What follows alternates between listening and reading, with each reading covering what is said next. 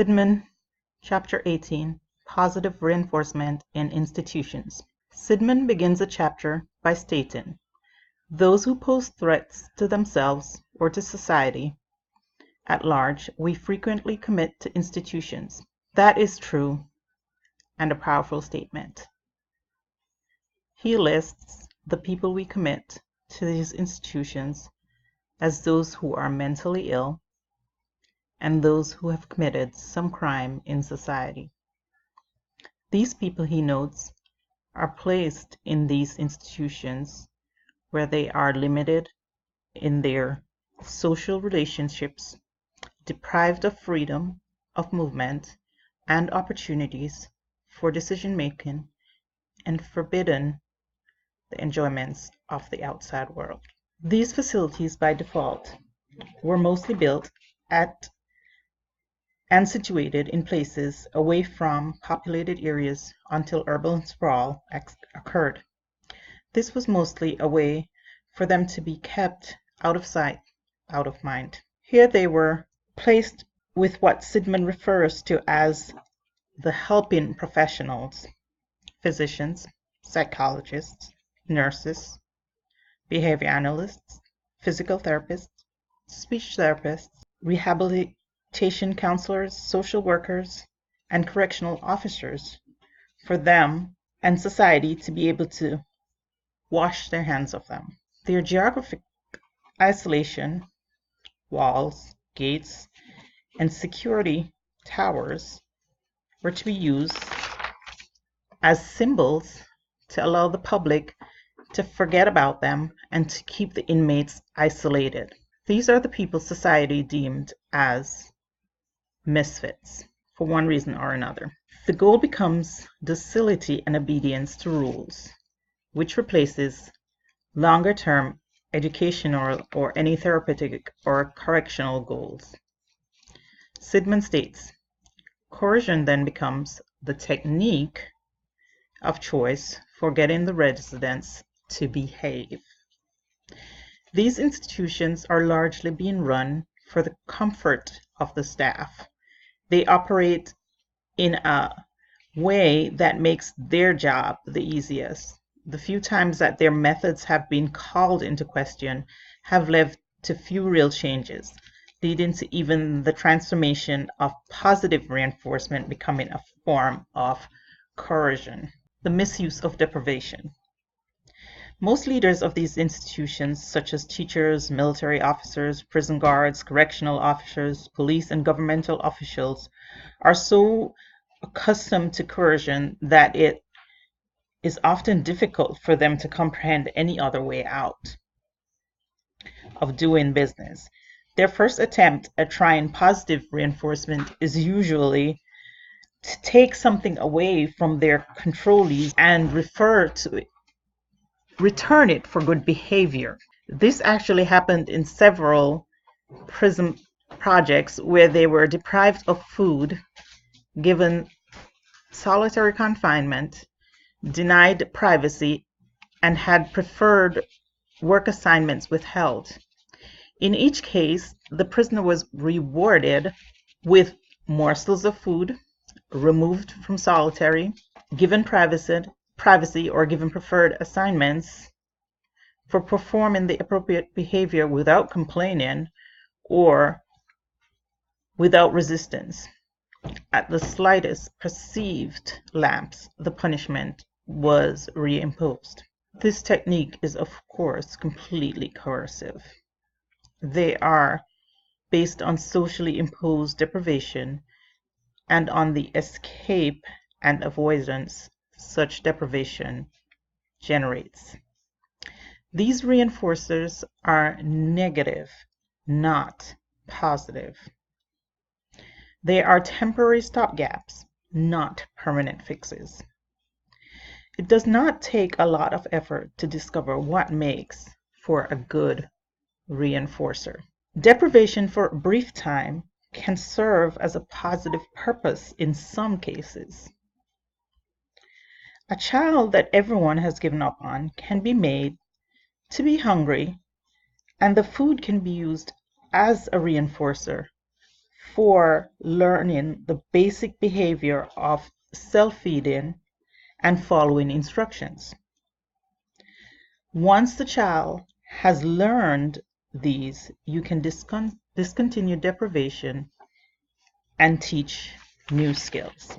Deprivation should only be used to enhance the attractiveness of a positive reinforcer, not to punish unsupporting behavior, unsatisfactory behavior, pardon.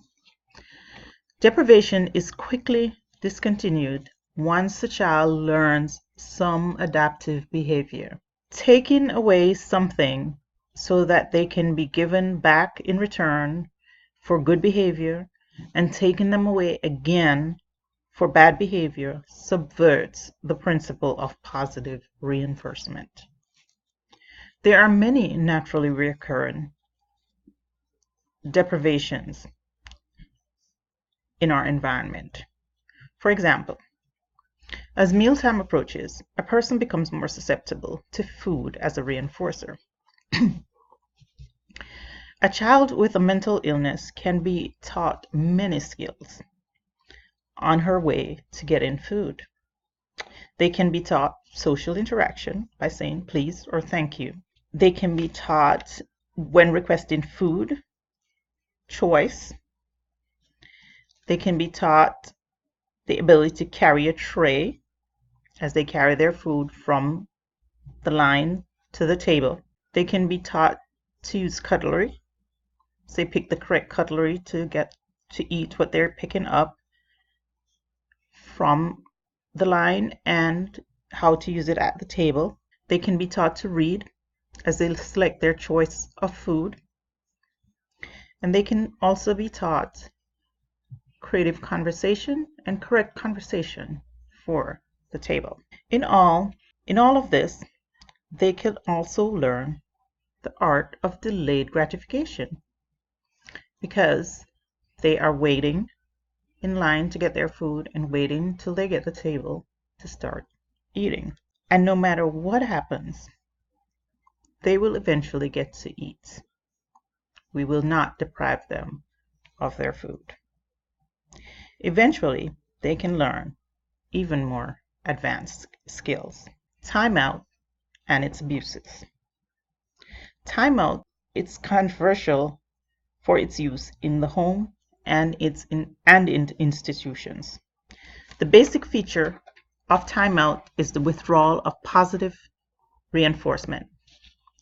The person is physically removed from an environment that has positive reinforcement availability to one that does not.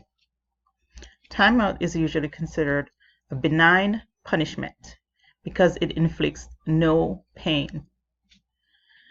This is whether it is in a chair, in a corner, in an empty room, or a needle in the arm. It is coercive and cruel. The cruelty lies not in the method, but in the outcome. Sidman states, isolation, physical restraint, and chemical restraint remove the victims from contact with the reinforcers that make life meaningful and worthwhile. Drugs can turn them into zombies, and padded cells can turn them into raving lunatics. He further points out that both types of punishment put an end to all types of learning and either leads to reprisal, deception, or depression. None of those things are good. The opposite is that timeout could also become a positive reinforcer for the child. The adult, by default, might be reinforcing the behavior that the child is engaging in. The child might come to enjoy and crave the attention he gets from the process involved in removing him to timeout. He gets your undivided attention for however long it takes to get him from one room to the next.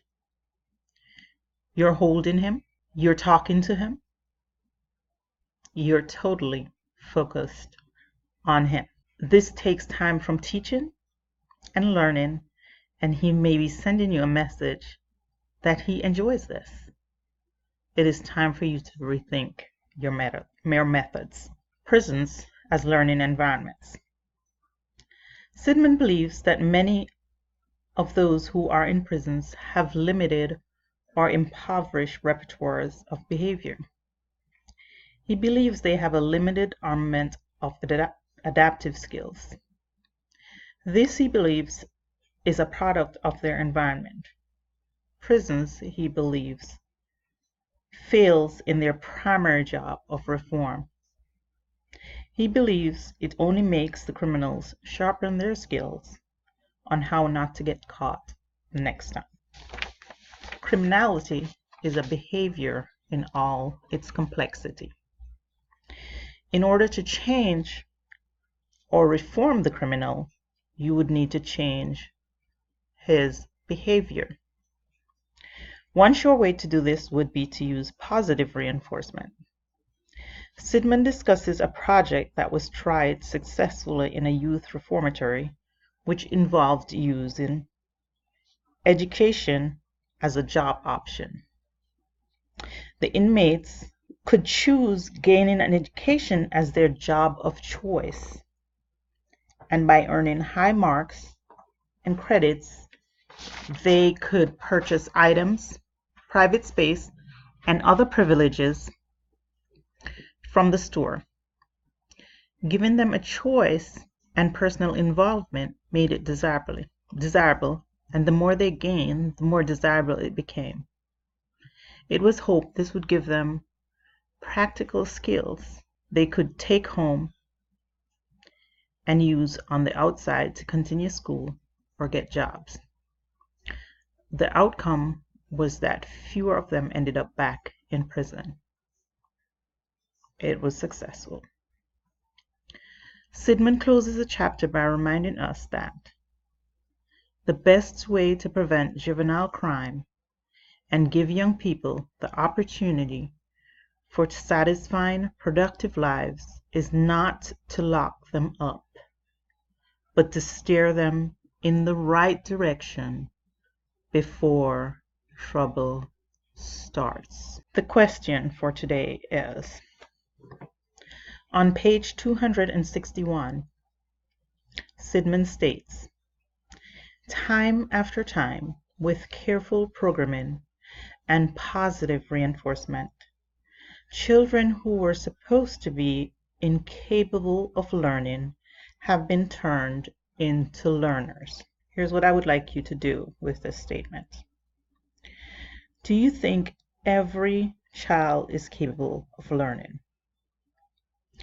Give supporting reasons why or why not, and any personal examples you may have with a child that was deemed to be incapable of learning something, anything that you were able to teach them.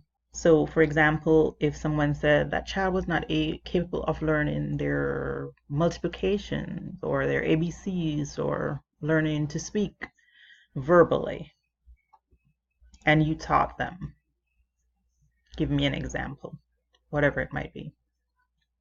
Thank you for listening.